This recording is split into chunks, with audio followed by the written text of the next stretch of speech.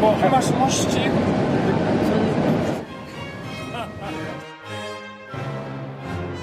여의도 사사건건 시간입니다. 자, 김정재 국민의힘 의원, 김종민 민주당 의원 이렇게 두 분 모시고 이야기 나누겠습니다. 자, 어서 오십시오. 네, 안녕하세요. 반갑습니다. 자, 윤 대통령 부부 스페인 도착했고요. 경제 안보 지키는 포괄적 네트워크를 구축하겠다. 참 조금 전에 영상에서도 보셨지만 김건희 여사가 언론에는 처음으로 공식적으로 인사를 했고 별다른 멘트는 없었어요. 조용한 내조는 끝난 거죠 이미. 뭔가 역할을 해야 될 거 아닙니까 또 현지에 가서. 근데 뭐 내조에서 조용한 내조 또 시끄러운 내조가 따로 있을까요? 예, 그래서 뭐 21세기에 저희가 어떤 내조를 해라라고 정의하는 거는 굉장히 시대착오적인 것 같고요. 지금 국익에 도움이 된다면 뭐든지 해야 되는데 지금 이번에 그 배우자들은 주로 이제 배우자 세션이 있으니까 국제회의 함께 갔는데 좋은 역할 많이 하고 교류도 많이 하셔서 국익에 좀 도움되게 하고 왔으면 좋겠습니다. 네. 기왕에 갔으니까 어떤 성과를 좀 거두고 오기를 기대를 하십니까, 김종민 의원님? 아무래도 이제 첫 외교고 안보 관련돼 있는 이제 국제적인 회의라서 우리 안보 상황에 대한 국제적 공감대를 만드는 게 중요한데 사실 좀 걱정이에요. 왜냐하면 이제 이 회의의 성격이 지금 우리 한반도 특히 이제 미중 간의 충돌 상황에 있는 한반도 상황에서 볼 때는 상당히 좀 걱정스러운 뭐 이런 성격이거든요. 이슈 자체가. 그래서 저는 뭐 윤석열 대통령이 대통령이니까 아마 이 회의 갔다 오고 나면 중국과의 관계를 또 어떻게 풀어갈지에 대한 다른 대책을 갖고 오셔야 될 겁니다. 아마. 네. 그러니까 당장 중국 관영 환구시보에서 뭐 부정적인 기사를 지금 내고 있는 상황이라는 우려가 되긴 됩니다. 그렇죠. 이번에 뭐 다 아시다시피 북대서양 그 조약기구. 조약기구라는 것이 결국은 북미와 유럽의 군사 동맹의 성격이 있는 거고 또 지금 당연히 지금 러시아나 또 중국은 예민한 반응을 보일 수밖에 없습니다. 네. 그래서 아까 말씀하신 대로 그렇다고 해서 거기 가서 지금 그 회의에 초청을 받아서 간 거거든요. 거기서 다른 입장을 낸다든가 이것도 맞지 않고 거기서 소위 자유민주주의 국가들의 그 회의니까 거기에 걸맞게 북핵 문제도 얘기하면서 많은 그 공감대를 좀 얻을 수 있는 걸 첫 번째로 하고 두 번째는 그럼에도 불구하고 경제 안보 외교 이번에 가서도 뭐 그 원자력이라든지 원전 수출 문제라든지 아니면 배터리 전기 자동차 등등을 그 양자회담을 통해서 논의를 하는 걸로 알고 있습니다. 그런 데서 좀 많이 그 국익 잘 챙겨 오시기를 바라고요. 그리고는 와서는 정말 대중 대러 외교 정책은 세심하게 살펴야 될 것 같습니다. 네. 네. 근데 인도 같은 나라 보면 쿼드에 가입해서 뭔가 안보 공동체로 참여하는 것 같지만 중간에서 묘하게 자기 위치를 잘 찾아가면서 실리를 챙기잖아요. 그런 뭔가 방식이 좀 나와야 되지 않겠어요, 저희도? 인도는 그게 가능합니다. 인도는 가능하다. 우리는 한국과 북한 간의 이 세계 어떻게 보면 최악의 군사적 갈등 지역이거든요. 그래서 진영 대결이 제일 첨예한 지역이에요. 그래서 우리가 인도처럼 그렇게 프리핸드인 나라가 아니에요. 우리가 갖고 있는 여러 가지 이제 어떤 국제적인 압박 또는 군사적인 압박에 대해서 여러 나라의 동의를 구해야 돼요. 어느 한 나라라도 뭐 러시아라든가 중국이라든가 심지어는 뭐 일본이라든가 이런 한 나라가 약간 삐끗한다 그러면 우리가 문제 풀어가기 되게 어려운 나라거든요. 그래서 저는 한미 동맹 이외에 다른 어떤 군사적인 동맹이라든가 네트워크를 확장하는 거는 군사적으로는 안 좋습니다. 한미 동맹은 우리가 어떻게 보면 군사적 생존 차원에서 안보적 차원에서 그동안에 국민적 합의가 있었던 거 아니에요? 근데 나머지 변수를 자꾸 만들어내는 거는 그 무슨 계획이 있는지 모르지만 그거는 상당히 큰 사고가 나거나 아니면 다른 뭔가 우리한테 위협이 될 수가 있어요. 그래서 저는 다른 나라 흉내낼 상황은 아니고 우리는 철저하게 한미 동맹을 기반으로 해서 남북한 문제, 특히 북핵 문제 해결 이 우리의 최대 과제에 전념해야 된다. 이거에 손해가 되거나 아니면 약간의 위험한 요소가 있는 모든 건 다 경계해야 된다. 저는 그렇게 봐요. 네. 야당에서는 자꾸 불안감을 표시하시는데 좀 달래주셔야죠, 여당.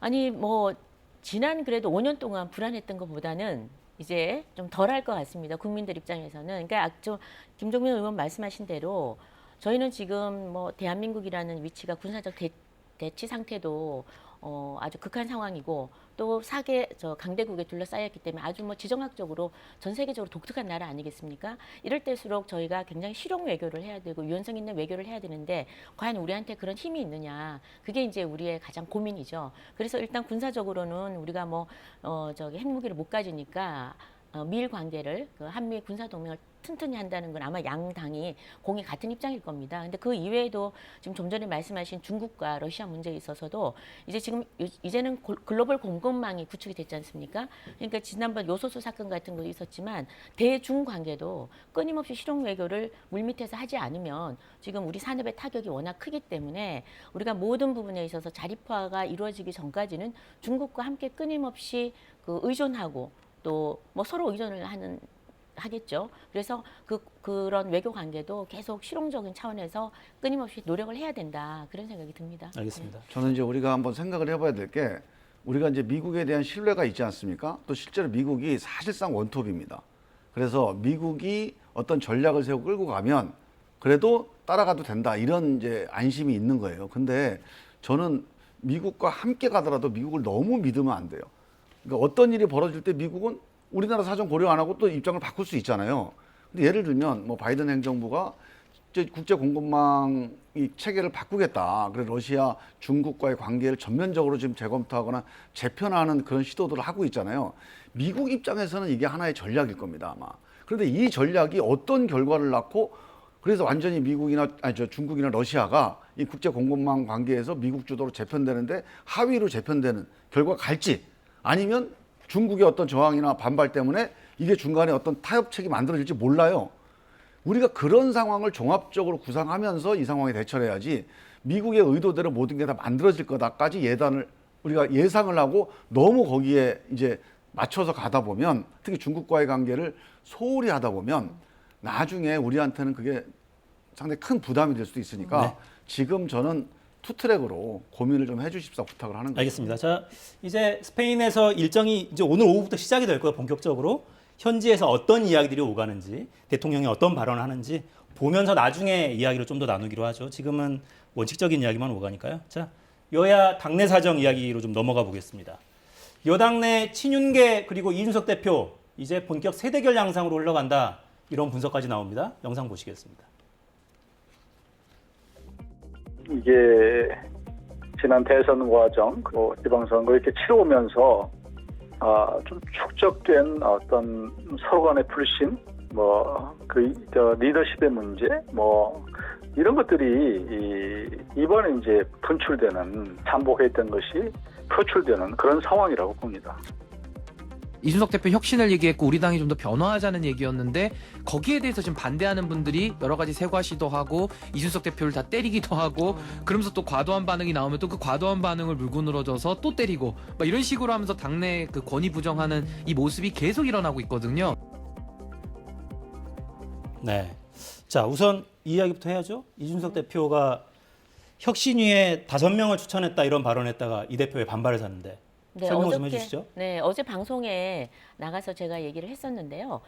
방송 이후에 바로 확인을 해보니까 제가 옛날에 봤던 그 뉴스를 기반으로 하고 최근에 걸 체크를 안 해서 바로 제가 방송에 정정 요구하고 그 이 대표에게 사과하기 위해서 전화를 했더니 받지를 않더라고요. 그래서 바로 최재형 위원장님한테 전화드려서 사정 설명을 했습니다. 그랬더니 충분히 알아들었다고 하시고 또 바로 백프를 해주셔서 그건 잘 해결이 된 것 같습니다. 네, 근데 오해였군요. 그러니까. 네, 그러니까 바로 근데 페이스북에 제가 방송하는 걸 실시간으로 보고 계신가 봐요.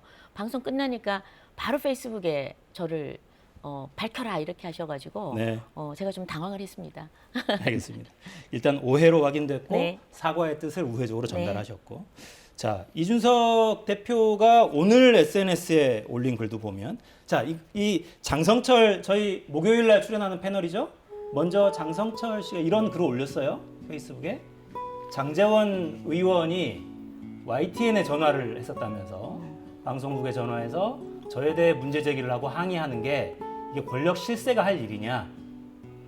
무서워서 방송 못하겠다. 잘못 알고 한 부분이 있다면 직접 연락 달라. 이런 글을 올리니까 이준석 대표가 바로 또 여기에 반응을 했습니다.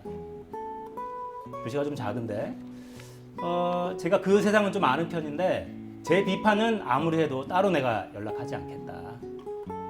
다른 곳이라고 성역이 있어서는 안 된다 이렇게 우회적으로 비판을 했어요. 밑에는 장제원 의원 얼굴이 딱 나와 있죠. 자, 이게 그러니까 언론의 해석이긴 합니다만 네. 뭔가 친윤계와 이준석 대표 간의 전면전이다 이제는 이런 해석들이 자꾸 나오거든요. 그 분석에는 동의하십니까? 저는 좀 동의하지 않아요. 어떤 면에서 그렇습니까? 그러니까 이준석 대표가 사실은 굉장히 그 영리할 뿐만 아니라 머리도 좋고 전략 전술도 뛰어나고 또 SNS 정치의 달인이고 굉장히 장점이 많은 사람입니다. 그런데 요즘 최근에 보면 자격지심이 좀 있나? 자격지심. 왜 이렇게 새로 신조어를 만들어서 계속해서 이 갈라치기를 하려고 그러나 당내에 그때도 제가 한번 말씀드렸지만 우리 당내에는 지금 친윤, 비윤, 반윤이 없습니다. 대부분 다 친윤이에요. 왜냐하면 바깥에서 저기 후보가 들어와서 했기 때문에 이 안에 갈등이 뭐 생길 여지가 별로 없습니다. 그런데 이걸 굳이 윤핵관 친윤으로 뭔가를 만들어서 나와 대립 관계를 만들고자 하는 거 이건 조금 제가 봐서는 왜 이렇게 갈라치기 정치를 하는지 일단은 모르겠고요. 그다음에는 그 지금 최근에 저렇게 아까 누구지 장성철 저분도 하시는 말씀을 제가 한번 봤습니다. 이 내용을 봤더니 그 미래혁신 포럼에 대해서 네. 지금 이야기를 한 건데요. 완전히 제가 봐서는 소설입니다. 왜냐하면 제가 미래혁신 포럼의 멤버이기 때문에 여기 연구단체예요. 그리고 새로 만들어진 게 아니고 친윤 그룹이 또는 윤핵관이 만든 그룹이 아니고 20년에 21대 개원하면서 20년 6월에 만들어진 거예요. 그래서 연구단체로 2년 동안 활동하고 의정 대상까지 받은 그런 단체입니다. 그리고 이 단체에서 맨 처음 초청하신 분이 원희룡 전 지사고 그다음 오세훈 시장이었거든요. 근데 그때도 우리 의원들 한 6, 70명 왔었어요. 그러니까 이게 이제 의원들이 시간 되시는 분들이 오는 거고 또 회원들뿐만 아니라 비회원도 오는 거거든요. 근데 이걸 무슨 장제원 내가 주도권을 행사하겠다를 과하게 해석하시는 것 같아요. 그래서 지금 이런 내용을 보고 사실관계가 아닌데 자기의 그 빙의가 된 것 같아요. 빙의. 장제원으로 내가 장제원이라면 이런 생각을 했겠다라고 그냥 방송에서 막 말씀을 하신 것 같아요. 제가 보니까. 근데 뭐 장제원 그 의원께서 방송국에 전화를 했는지 아니면 개인 기자한테 전화했는지는 정확하게 모르겠습니다만 그래도 어찌됐든 간에 패널도 어떤 사실에 입각해서 말씀을 하시는 게 저는 좋지 않을까 싶고요. 또 이준석 대표 보니까 여기에 또 한 수 또 이렇게 숟가락을 같이 얹었는데 사실 머리카락 3개, 흰머리 3개, 그다음에 간장 1사발 거기서 그칠 줄 알았거든요. 근데 하루도 못 가서 이틀이 못 가서 또다시 이렇게 저격을 하는데 저는 이런 모습보다는 당 대표로서 지금 민생도 어렵고 이러는데 국정 과제를 어떻게 실현할지 그런 것 또는 혁신 지금 혁신이 뛰었으니까 어떤 부분을 우리가 정말 진정성 있게 혁신해야 되는지 여기에 좀 집중을 했으면 하는 그런 바람입니다. 좀 전에 말씀하시는 과정에서 자격지심이라는 표현을 사용하셨는데 그건 어떤 의미입니까? 왜냐하면 지금 저기 전체적으로 본인이 계속 흰 머리칼도 사람 비유하면서 자꾸 적을 만들지 않습니까? 저는 그 흰머리 수가 늘까봐 걱정이에요. 근데 이게 정치라는 것이 당 외든 당 내든 여야 간에도 함께하는 겁니다. 우리 조금 전에 김종민 의원하고도 함께 우리가 어떻게 하면 뭐 개헌 문제도 같이 해보자라든지 뭐 여러 가지 얘기를 하는데 함께하는 거거든요. 근데 지금 나 홀로 정치의 길을 걷는 것 같아서 너무 안타깝습니다. 그러니까 우리 당내에 많은 의원들이 이준석 대표를 지지하고 함께하고 당 대표를 만들고 또 대선 지선을 치르고 그랬는데 지금의 행보를 보면 계속해서 적을 만드는 그런 정치를 하시는 것 같아요. 그래서 저는 좀 포용의 정치, 좀 따뜻한 정치를 했으면 좋지 않나 네. 그런 생각을 합니다. 지금 김정재 의원은 친윤, 반윤 이런 거 없다. 모두가 친윤이다 이렇게 보고 있고. 근데 이런 파열음은 왜 계속 난다고 좀 보십니까? 상대당이긴 하지만. 일단 그 얘기 드리기 전에 아까 그 미래혁신 포럼 저도 거기 회원입니다.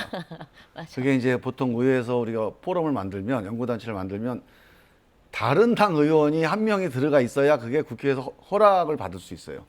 그래서 이제 저한테 요청이 왔길래 제가 거기 이제 가입을 해주고 또 이름만 제가 만든 불러주신 포럼에도 또 그쪽 당에서 한 명이 가입해주고. 아, 품앗이군요, 품앗이. 네. 이제 그게 이제 서로 간에 대화를 장려하기 위해서 만든 규칙이에요. 그래서 전 좋은 규칙이라고 보고 제가 그 포럼에 몇 번 참석을 했습니다.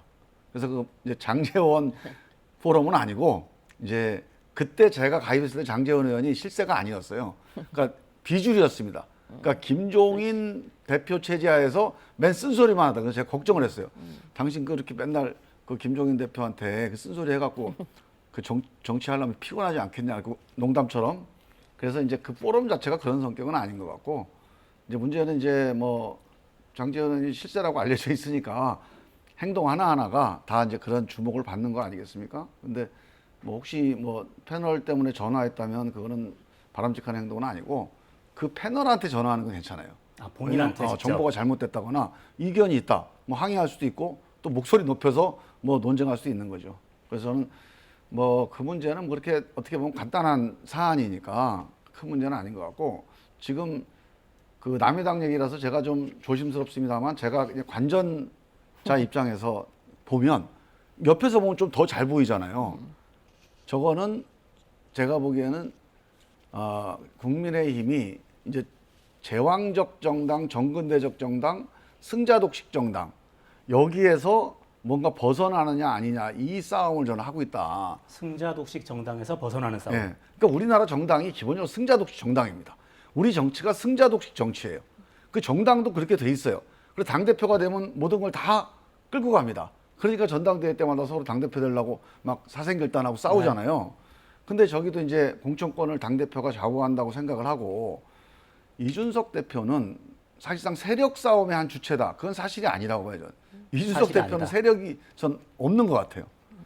이준석의 세력은 그냥 깃발이나 아니면 노선 혹은 시스템입니다. 그러니까 이준석 대표가 원하는 거는 저는 시스템인 것 같아요. 그러니까 누가 들어와도 자기가 당대표를 그만둬도 어떤 권력 실세에 의해서 공천이 좌우되지 않는 그런 시스템 정당을 한번 만들어 보겠다. 그게 이제 이준석 대표의 포부 같아요. 그래야 자기가 대표하고 난 다음에 그 당을 기반으로 해서 조금 정치를 더 이어갈 수가 있는 거고 그 어떤 결실이 있는 거니까 저는 그건 상당히 좋은 자세고 노선이라고 봅니다. 그래서 이 문제에 대해서 저는 우리 이른바 윤핵관이 됐든 아니면 그 국민의힘의 그 주류라고 하는 분들이 이거를 반발하고 저항하는 건 저는 과거로 돌아가는 거다. 낡은 과거로 다시 돌아가자는 얘기고 그거는 제가 보기에는 이준석 대표가 세력이 없더라도 싸워볼 만한 싸움입니다. 저는 그 싸움은 쉽지 않은 싸움이 될 거다 아마. 이른바 이제 이 주류 그러니까 그 윤핵관 입장들에서 볼 때도 그래서 저는 그거는 의미 있는 그런 갈등이라고 보고요. 그 갈등 속에서 국민의힘이 승자독식 정당에서 다양한 정당, 민주적 정당으로 한 단계 업그레이드는 그래야 또 우리 민주당도 같이 또 이제 그 같이 변화가 되니까 저는 그랬으면 좋겠다는 바람이 있고 근데 한 가지 제가 좀 걱정스러운 거는 이준석 대표가 이 싸움을 제대로 못할 것 같다는 생각이 많이 들어요. 왜 그렇습니까? 지금 제가 얘기한 이런 얘기를 해야 돼요. 왜 혁신위를 만들었는지, 혁신위에서 우리가 뭘 해야 되는지 세부 안까지 당대표가 얘기할 수는 없잖아요. 근데 우리가 이 낡은 정당을 뛰어넘어야 된다. 이 얘기를 구체적으로 해서 국민들하고 상대를 해야 됩니다. 장제원하고 상대하고 또 무슨 또 누구랑 상대하고 또 김정재 의원하고 상대하고 하지 말고 그 조현진 배현진. 배현진 의원인가요? 배현진 의원, 조수진 의원 이렇게 계속 의원들하고 상대하고 1대1로 여러 가지 작은 싸움을 벌이잖아요. 그 싸움에는 국민들한테 기억 남는 게 없어요. 왜 저렇게 맨날 티격태격하지? 티격태격의 모든 게 다. 근데 정말로 이준석이 당대표 돼서 우리 정치권에 남길 메시지가 뭔지 그 가치가 뭔지 그 노선과 전략이 뭔지 이거는 남는 게 없습니다 지금. 네. 그래서 그 얘기를 적극적으로 논쟁을 하면 저는 뭐 장제원 의원이든 김정재 의원이든 누구도 그 논쟁을 피해서는 이 싸움에서 이길 수 없습니다. 그래서 저는 그런 논쟁이 벌어지는 게 너무 바람직할 것 같아요. 그 말씀하신 내용 중에 그 부분은 어때요, 그럼? 그러니까 지금 이준석 대표가 많이 하고 있는 이야기 중에 하나가 공천의 시스템을 만들겠다는 이야기를 계속 하고 있고, 뭐 자격시험 제도를 만들기도 하고, 지금 혁신위도 공천 제도를 좀 들여다보겠다 이런 이야기를 하고 있잖아요. 필요하다고 보세요, 그런 내용들에 대해서는? 저는 시스템 공천 100% 찬성합니다. 그러니까 지금 그 하시는 말씀이 누구랑 싸운다, 뭐 티격태격한다 이제 이러는데 그런 모습들이 안 좋다는 거죠. 지금 혁신은 정치권에서 혁신은 특정 시기를 정해서 하는 것이 아니라 늘 해야 되는 겁니다. 늘 해야 되는 거고 전방위적으로 해야 되는 거라고 저는 생각을 하거든요. 그래야만이 발전이 있는 거고 그건 여야를 저는 넘나든다고 봅니다.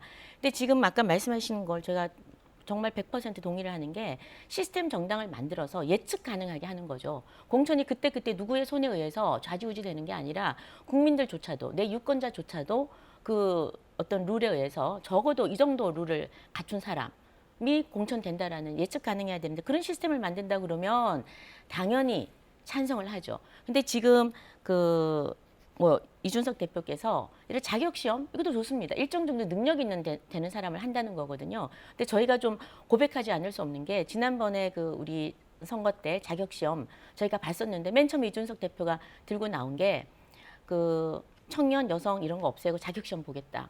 그 제가 물어봤어요. 근데 자격 시험을 보는데 각 지역마다 시골에서는 그 자격 시험을 시골에서 원하는 의원들 그러니까 지방 의원들이 그 자격 시험을 높은 점수를 통과하기가 쉽지 않은데 그럴 때는 어떻게 하느냐. 그러니까 늙은 사람들은 다 안 되고 젊은 분들이 주로 될 것이다. 그 청년이 들어올 것이다. 이렇게 말씀을 하시더라고요. 세대 교체 하나의 도구. 그래서 저희가 그거는 올바르지 않다. 그래서 청년은 청년대로 배당을 하고 그다음 시험 점수는 절대 평가를 좀 하자. 제안을 해서 이제 바꾸긴 했는데 또 문제가 생기는 거예요. 그랬는데 지원한 사람 중에 절대 평가에 또 들어가지 않은 분들 계시고 그러면 다시 저희가 다시 공모를 해야 되는데 공모 절차를 시간이 안 되고 또 다시 시험을 못 보니까 한계가 많았습니다. 근데 이제 첫 시험 때니까 저는 뭐든지 시험 충분히 해볼 만하다고 생각을 합니다. 이준석 대표님이 하시는 그런 부분에 대해서는 긍정적으로 저는 많이 바라보고 있고요. 지금 공천 시스템에 대해서 반대하는 것이 아니라 지금 여러 가지 지금 선거가 끝나고 난 다음에 혁신위를 가동을 하겠다 그랬는데 혁신위는 의제도 어떻게 정해야 되고 그다음 운영을 어떻게 해야 되고 이런 것들이 나와야 됩니다. 그런데 그런 것들을 최고위에서 전혀 논의하지 않고 그냥 혁신위를 출범시킨다. 그래서 찬성을 했는데 혼자 나와서 공천 시스템을 만들 거다. 이러니까 이 사전 협의들이 없는 거에 대해서 의원들이 좀 불만이 있는 거죠. 그래서 네. 전체적으로 그런 부분에 대해서는 저는 필요하다고 보고요. 이거는 근데 아시겠지만 공천이라는 거는 기본 골격은 이미 지금 당헌당규에도 정해져 있습니다. 여성은 얼마, 청년은 얼마, 장애자는 어떻게 하고 다 정해져 있습니다. 그리고 어떻게 또 투표를 몇 대 몇으로 한다라는 것도 정해져 있는데 시대마다 그때 시대 정신을 반영해서 또 나오는 룰들이 있습니다. 그건 이제 그때 가서 그 시점이 돼서 또 정하겠죠. 예. 알겠습니다. 자, 근데 제가 한 가지만 전 자격 시험은 반대하는데요. 실제로 우리 헌법이 이 국회의원이나 선출직에 대한 자격 시험을 규정하고 있어요. 바로 선거입니다. 우리 헌법은 주권자들의 집단 면접, 이 선거운동이 면접이거든요. 이 집단 면접을 유일한 자격 시험으로 인정하고 있는 거예요.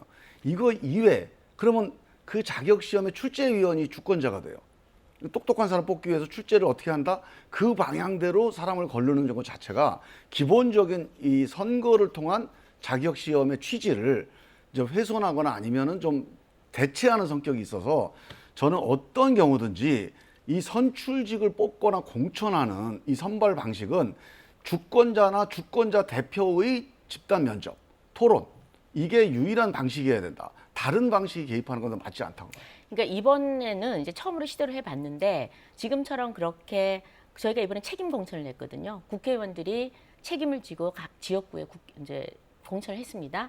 그러니까 이 대표께서는 이렇게 했을 경우에 자의적인 당협위원장의 자의적인 판단에 의해서 하는 것 그런 걸 좀 배제하기 위해서 최소한의 한번 원칙들을 한번 만들어 보자 해서 시험 제도를 만든 건데 제가 좀 저희 당 문제이기 때문에 구체적으로 부작용이라든지 아니면 반대 의견을 하나하나 말씀을 좀 드리기는 못합니다만 분명히 말씀하신 그런 원칙적인 문제에 있어서 문제점은 있습니다. 아니, 또 그런 그거를... 문제점이 지적이 됐었는데 됐고 또 실제 시행해 보니까 거기서 나오는 상당한 문제점들이 있었습니다.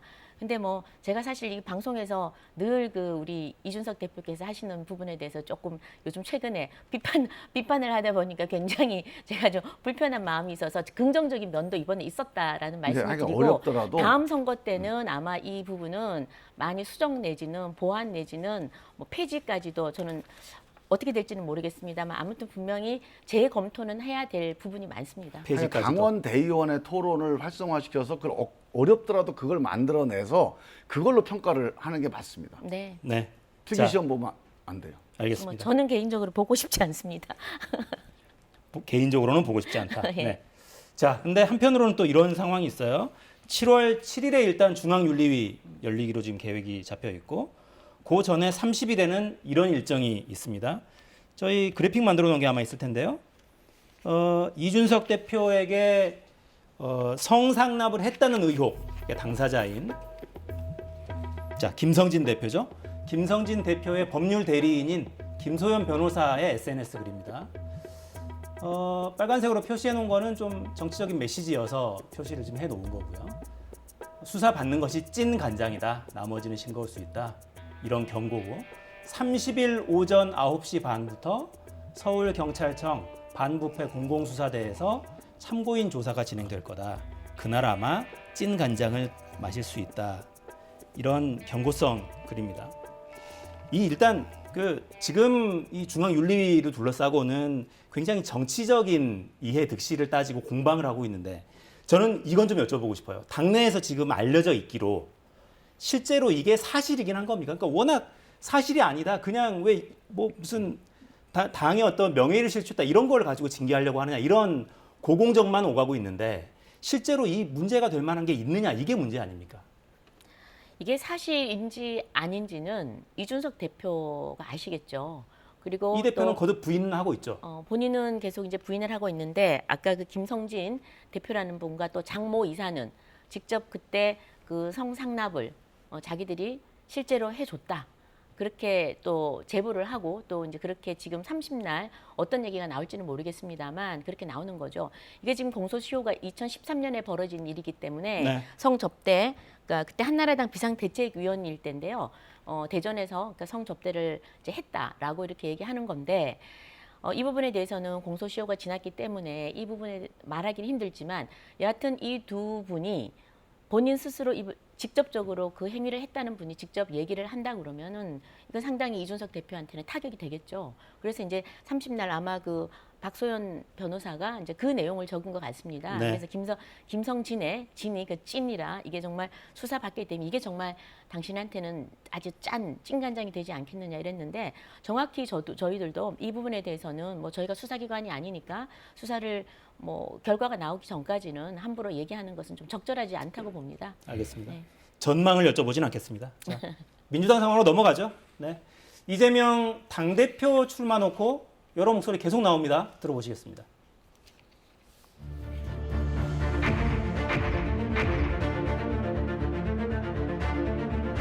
지금 뭐 여러 사람이 나와 있잖아요. 이거 가지고는 안 되니까 더 좋은 대안을 제시해서 1대1로 이재명 의원을 꺾을 생각을 해봐라 했더니 1대1로 대결을 하더라도 이재명 의원이 당대표가 된다는 거예요. 그러면 끝난 거 아니에요? 이재명 의원이 전체의 지휘봉을 잡았는데 어쨌든 크게 졌고 그러면 무엇이 문제였는가에 대해서 스스로 이렇게 정리하고 평가를 내놓는 것이 불가피하게 필요하지 않겠습니까? 주연급 배우가 모든 드라마마다 출연하는 것은 아니잖아요.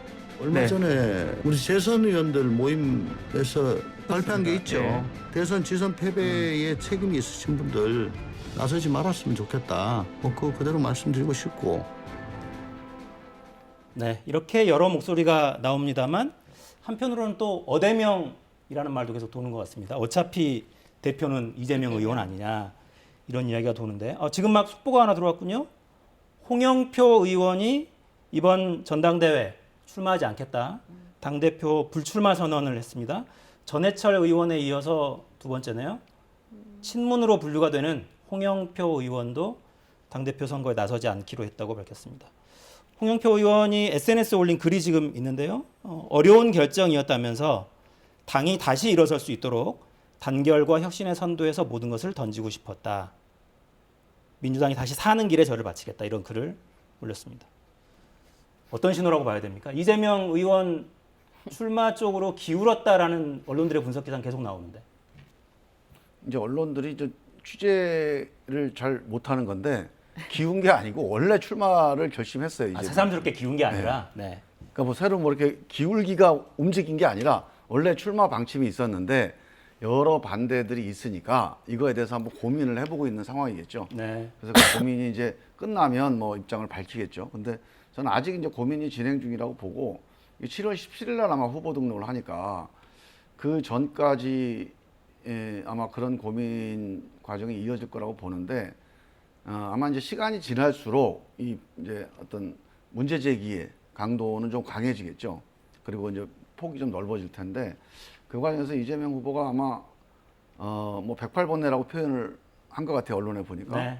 근데 그러니까 좀 진지한 고민을 해보시는 게 필요하지 않을까 싶어요. 왜냐하면 이게 이제 뭐 일부는 과거에 대한 책임론만 얘기를 하는데 저는 뭐 책임론도 되게 중요해요. 선거 책임을 어떻게 질 거냐 하는 것도 중요하지만 당의 미래를 위해서 특히 이렇게 많은 의원들이 반대를 하게 되면 만약에 당대표가 됐을 때 과연 이 의원들의 흔쾌한 지지와 승복을 받아낼 수 있을까. 우리 당이 지금 야당이에요. 여당이 아니거든요. 이게 한 명이라도 더 단합을 시키고 힘을 모아가도 지금 여당과의 이 이제 경쟁에서 민심 잡기가 쉽지가 않은 상황이라 그런 점을 본다면 저는 당을 위해서 뭐가 제일 현명한 길일지 그런 고민은 좀 해보셔야 되는 거 아닌가 싶습니다. 출마는 기정사실이었고 발표 시점만 남은 거 아니냐. 그러니까 본인의 이재명 의원 본인의 판단은 출마 의지는 확고했던 거로 저는 알고 있어요. 그래서 네. 그거는 뭐 변화됐거나 아니면 뭔가 이렇게 뭐 기울었거나 뭐 이런 표현은 적절한 표현이 아니고 출마하기로 마음을 먹었는데 일단 개항을 나간 거 자체가 당대표 출마하겠다는 거 아니겠습니까? 그 당대표 출마 안 하는데 뭐 개항이라고 하는 이게 독배인데 이런 무리한 결정을 할 이유는 없죠.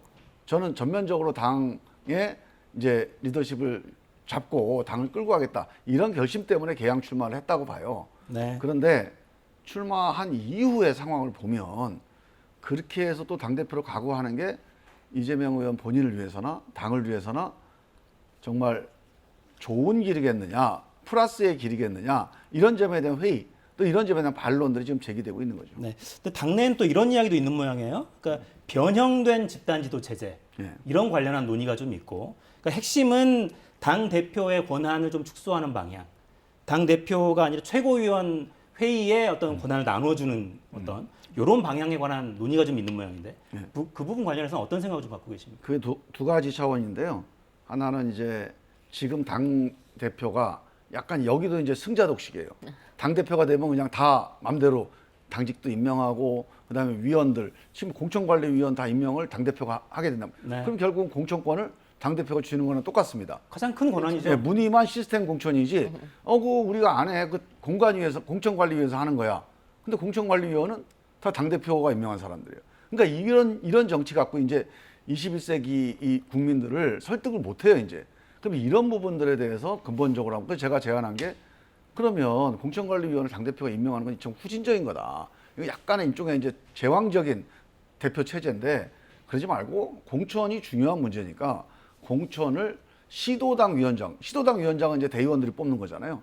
당원과 대의원들이 뽑는 거니까 시도당 위원장들이 선출하는 시도당 위원장들로 그 공천관리위원회를 구성하자. 네. 그러면 당대표가 그중에 친한 사람도 있겠지만 당대표 얘기가 일사불란하게 먹히는 공천관리위원회는 안 돼요. 그러면 거기서 결정이 된 거라면 나한테 불리한 결정이다 또 당대표가 나를 미워해서 나를 떨어뜨려 이렇게 얘기를 못 하잖아요.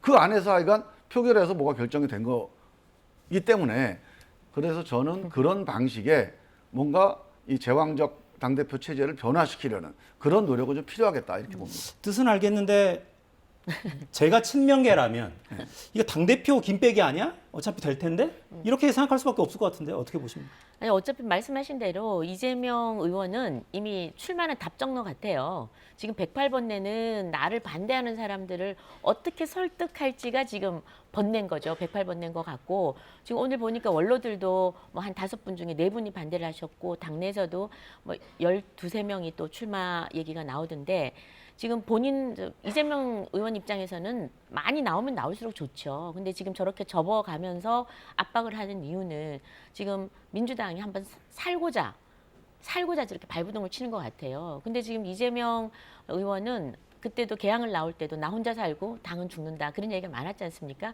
그러니까 지금도 아마 정치인한테 가장 중요한 거는 책임지는 자세입니다. 진정성 있게 책임질 때 공감을 해주는 거죠. 그래서 저는 이재명 저희 당으로서는 뭐 나쁘지 않습니다. 이재명 당대표 나쁘지 않습니다. 그리고 지금 저는 또 이렇게 그럼 이런 와중에 왜 꼭 하려고 그러냐. 본인이 사법 리스크가 너무 많습니다. 지금 대장동 의혹 사건이나 성남 FC 그 사건들도 있고 또 변호사 대납 의혹도 있고 여러 가지 지금 검찰로부터 수사를 받을 것들이 많기 때문에 일단 당대표가 되면은 일단 방탄막을 좀 칠 수 있으니까 저는 대표가 네. 되려고 저렇게 애를 쓰시는 게 아닌가라고 생각을 합니다. 네, 여당 쪽에서는 계속 방탄용이다라는 이야기를 계속 네. 하고 있고요. 자, 시간이 이미 지났는데 이거는 여쭤보지 않고 지나갈 수는 없을 것 같아요. 민주당에서는 오늘 임시국회 소집 요구서를 냈습니다. 7월 1일에 본회의를 열자라는 거고, 그러니까 7월 1일에 국회의장단 선출하자는 얘기잖아요. 그러면 의장단을 선출하면 의장단이 원래는 직권으로 상임위 배분까지도 할 수 있잖아요. 그것까지 가자는 겁니까? 바로 국회를 정상화하자. 뭐 일단은 출발은 하지만 중간에 휴게소가 많으니까 네. 뭐 바로 이제 부산까지 직진하지는 않을 것 같고 일단은 이제 의장단 선출은 이건 미루면 안 돼요. 이건 엄청난 직무유기입니다. 네. 지금 대한민국 국회가 없어요 지금. 사람들 국민들이 그거를 아시면 깜짝 놀랄 텐데 대한민국은 국회가 없는 상태입니다. 국회의원만 있지 국회는 없어요. 원구성이 안 되면 국회가 아무것도 못합니다. 국회의원은 권한이 없습니다. 회의만 권한이 있어요 국회는. 회의 가지고 구성이 안 되잖아요. 그래서 저는 무조건 해야 되고 저는 이런 여당 처음 봤어요. 아니 헌정사상 여당이 국회를 안 열고 빼겠다. 저는 이런 뉴스는 처음 보는 겁니다. 매번 여당이 하자 그러면 야당이 다른 요구 조건 내걸고 이거 들어주면 할게. 이게 그동안의 국회거든요. 네. 뭐 이런 참 이런- 제가 너무 답답합니다. 네. 이런 여당 처음에 정말. 자, 이런 여당의 권성동 원내대표가 의원들에게 이런 문자 보냈군요. 비상대기. 7월 1일에 국회 경내에서 비상대기해달라. 민주당이 협치 정신을 짓밟고 입법 독재 재시작을 선언했다. 이렇게 규정했네요. 이런 힘센 야당 처음 봤습니다. 왜냐하면 보통 의장하고 법사위원장이 역대로 다 분리됐었거든요. 근데 21대 이 힘센 야당이 민주당이 되고부터는 이걸 두 개 다 독식을 하는 거예요. 그냥 법사위원장만 주면 되는 겁니다. 그리고 지금 저희 당에서 제안한 게 법사위원장이랑 의장이랑 같이 선출하자. 네. 아 싫다는 거 아닙니까? 민주당이 싫다는 거예요. 그 말은 뭐냐면 법사위원장을 진심으로 줄 의사가 없다라는 겁니다. 아주 간단해요. 아짜 국회의장 반드시 뽑자 그랬죠. 선출 저희도 동의합니다. 법사위원장 같이 하자는 거죠. 알겠습니다. 이걸 왜 이것만 받으면 바로 열 수 있을 것 같은데. 아니 법사위원장 뽑아요. 뽑자고요 네. 빨리. 네, 7월 1일에 빨리 뽑자고. 뽑자. 근데 안 뽑는데 된다잖아요. 네. 법사위가 네. 우리 법을 벗어나지 않게 약속만 하면 돼요. 그거는 뭐 이미 국회법을- 약속하는 게 힘들어요 그게. 그런데 이미 너 같으면 하겠다, 정말. 작년 8월에 이미 지금 말씀하신 내용은 국회법에 다 통과가 됐습니다. 네. 법사위는 지금 심사가 120일에서 60일로 줄어들었고요. 자꾸 체계 심사만 한다라는 국회법을 이미 통과시켰습니다. 알겠습니다. 네. 제가 그 1년 해봤잖아요 지켜야죠. 법사위를. 그러니까 지키는 거니까. 법을 안 지킨다니까 국회의원들이 지금. 지켜야죠. 네, 마무리하겠습니다. 김종민, 김정재 의원 두 분과 함께했습니다. 감사합니다. 네, 감사합니다.